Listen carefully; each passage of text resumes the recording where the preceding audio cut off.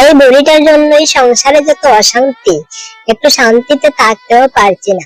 কখনো তাকে ভাত বেড়ে দেওয়া, গরম পানি করে দেওয়া, ওষুধ খাওয়ানো, কাপড় চোপড় ধোয়ানো, এসব আর ভালো লাগছে না। এই বুড়িটাকে কবে এই বাড়ি থেকে চলে যাবে, একে বৃদ্ধাশ্রমে পাঠানো উচিত।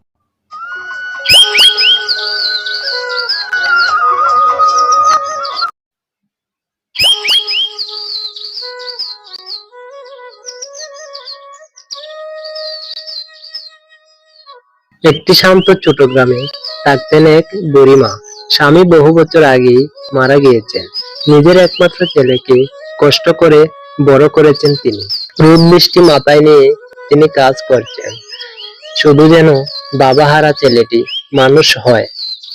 অসহায় বুড়ি তার ছেলেকে পড়াশোনা করানোর জন্য শহরে পাঠায়। ছেলে শহরে পড়াশোনা করে একটি চাকরি পায়। ফিরে এসে ছেলে বিয়ে করে। মা, তোমার কষ্টের দিন এবার শেষ। আমি চাকরি পেয়েছি মা, আমি বিয়েও করেছি। তুমি আর চিন্তা করো না মা, তোমার কষ্টের দিন এবার শেষ। সব আল্লাহর দয়া। আল্লাহ বুঝি আমার কষ্ট কবুল করেছেন বাবা। এবার বুঝি আমি একটু শান্তি পাবো। বিয়ের কয়েক মাস পর্যন্ত বুড়ি মায়ের জীবন সুখে শান্তিতে কাটছিল, কিন্তু মায়ের সেই শান্তি বেশি দিন টিকলো না। হঠাৎ করে যেন ছেলে আর ছেলের বউয়ের মন পাল্টে গেল।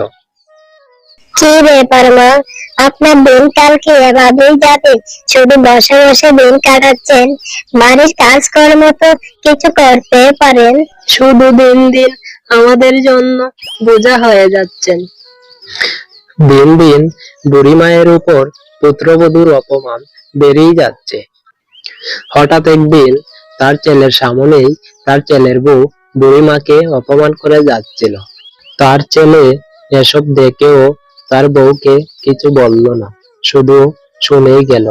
ছেলের নীরবতাই ছিল মায়ের সবচেয়ে বড় আঘাত। একদিন চরম অপমান। এই বুড়িটার জন্যই সংসারে যত অশান্তি, একটু শান্তিতে থাকতেও পারছি না। কখনো তাকে ভাত বেড়ে দেওয়া, গরম পানি করে দেওয়া, ওষুধ খাওয়ানো, কাপড় চোপড় ধোয়ানো, এসব আর ভালো লাগছে না। এই বুড়িটাকে কবে এই বাড়ি থেকে চলে যাবে, একে বৃদ্ধাশ্রমে পাঠানো উচিত। সেই রাতে বুড়িমা মনের দুঃখে ঘরের এক কোণে বসে চুপচাপ কাঁদলেন। হায় আল্লাহ, আমার কপালে বুঝি সুখ লেখা ছিল না।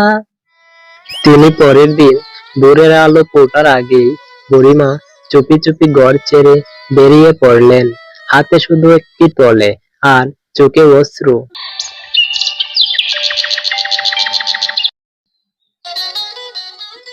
বুড়িমা রাস্তায় হাঁটছেন। রোদ চড়ে গেছে। বুড়িমা ক্লান্ত এক ফাঁকা মাঠের ধারে বসে পড়লেন।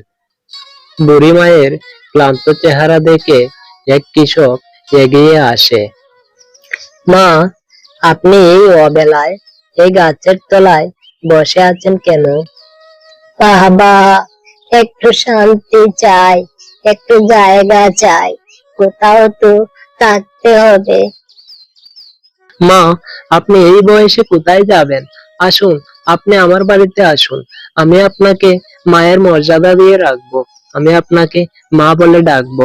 চলুন, আমার বাড়িতে চলুন। কৃষক তাকে নিজের বাড়িতে নিয়ে যায়। তার স্ত্রী এবং সে বুড়িমাকে মা বলে ডাকে এবং তার সন্তানেরা বুড়িমাকে দাদু বলে ডাকে। বছরের পর বছর পর যেন বুড়িমা আবার বেঁচে উঠলেন। মা আমাদেরকে কিছু না জানিয়েই বাড়ি ছেড়ে চলে গেলেন। আমি মাকে যেভাবেই হোক খুঁজে বের করব। মাকে ছাড়া আর কিচ্ছুই ভালো লাগছে না। তারা স্বামী স্ত্রী দুজনেই বের হলো তাদের মাকে খুঁজতে। তারা এদিক ওদিক খুঁজে ছেলে ও ছেলের বউ এসে হাজির হয় কৃষকের বাড়িতে।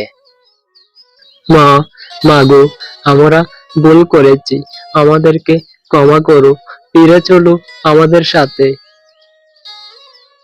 আমি তোদের সাথে যাব না, তোরা বাড়িতে চলে যা।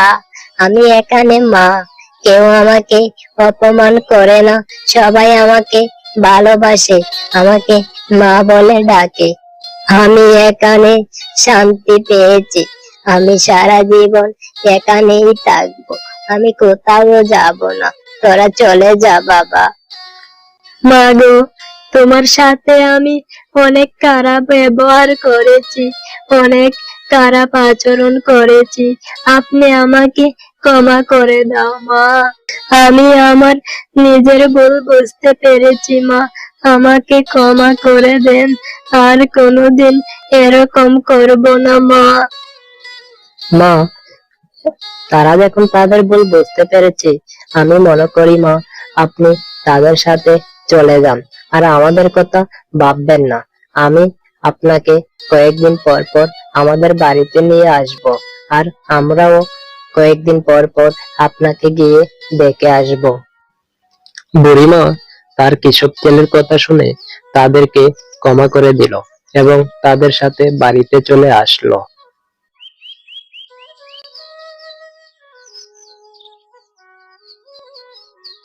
সব সম্পর্ক রক্তে নয়, ভালোবাসায় তৈরি হয়। যেখানে ভালোবাসার সম্মান আছে, সেখানেই হয় মায়ের শেষ আশ্রয়।